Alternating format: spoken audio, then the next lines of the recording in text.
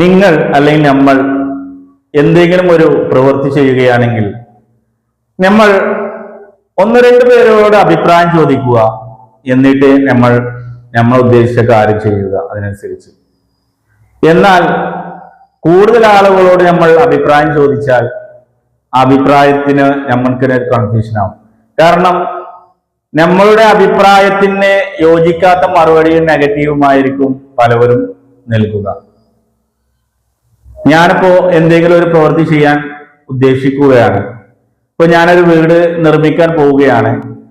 ആ വീട് നിർമ്മിക്കാൻ പോകുന്ന ടൈമിൽ അതിനനുബന്ധിച്ച് അല്ലെങ്കിൽ അതിനനുസരിച്ച് നിൽക്കുന്ന ആളുകളോട് നമ്മൾ അഭിപ്രായം ചോദിക്കുക.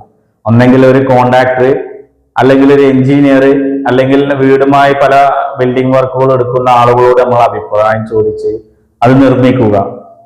അല്ലാതെ ആ വീടുമായിട്ട് വീടിന്റെ പണി ജോലി വർക്കുകളുമായി ഒരു സാഹചര്യം ഒരു ബന്ധവും ഇല്ലാത്ത ആളുകളോട് നമ്മൾ അഭിപ്രായം ചോദിച്ച് നമ്മൾ വീട് പണിയെടുക്കരുത്. കാരണം വെച്ചാൽ അവരുടെ അഭിപ്രായം ചിലപ്പോൾ പൊട്ടത്തരങ്ങൾക്കും നമ്മളുടെ വീടിന്റെ വലിയ ചെലവ് വരാനും വലിയ നഷ്ടങ്ങൾ വരാനും നമുക്ക് സാധിക്കും.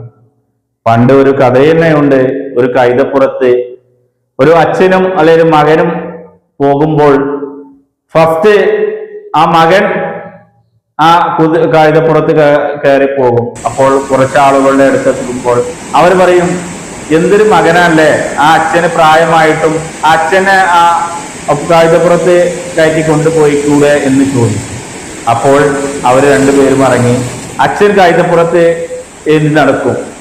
അപ്പോൾ കുറച്ച് വരുമ്പോൾ കുറച്ച് ആളുകളെ കാണും. ആ ആളുകൾ പറയും, എന്തൊരു മനുഷ്യനാണല്ലേ ആ മനുഷ്യൻ, ആ ചെറിയ കുട്ടിയെ നടത്തിക്കൊണ്ട് അയാൾ കഴുതപ്പുറത്ത് പോകുന്നു എന്ന് പറയും.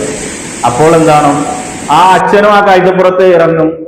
പിന്നെയും കുറച്ച് രണ്ടുപേരും നടന്നുകൊണ്ട് ആ കഴുതപ്പുറത്ത് ആരുമില്ലാതെ നടന്നു പോകും. അപ്പോൾ കുറച്ച് അപ്പുറത്ത് കുറച്ച് ആളുകൾ ഉണ്ടാവും. ആ ആളുകളും അവരോട് പറയും, കണ്ടില്ലേ ആ വെറുതെ ഫ്രീ ആയിട്ട് വിടുന്നു, രണ്ടുപേരും നടന്നു പോകുന്നു എന്ന്. അപ്പോൾ ആ അച്ഛൻ മകനോട് പറയും, ഇതുപോലെയാണ് ജനങ്ങളുടെ അഭിപ്രായം. പല ആളുകൾക്കും പല അഭിപ്രായ ഭിന്നതകളും പല പ്രശ്നങ്ങളും ഉണ്ടാകും. പല രീതിയിലായിക്കാരെ കാഴ്ചപ്പാടായിരിക്കും അവർ കാണുക. അതുകൊണ്ട് നമ്മളുടെ കാഴ്ചപ്പാടിനും നമ്മുടെ അറിവിനും നമുക്ക് അറിവ് പറഞ്ഞു തരുന്ന നല്ല ആളുകളുടെ ഉപദേശം സ്വീകരിച്ച് മാത്രം മുന്നേറുക. അല്ലാതെ ഒരിക്കലും ഒരു വിവരവുമില്ലാത്ത ആളുകളോട് ഉപദേശം തേടി നമ്മൾ മുന്നോട്ട് പോകാതിരിക്കുക.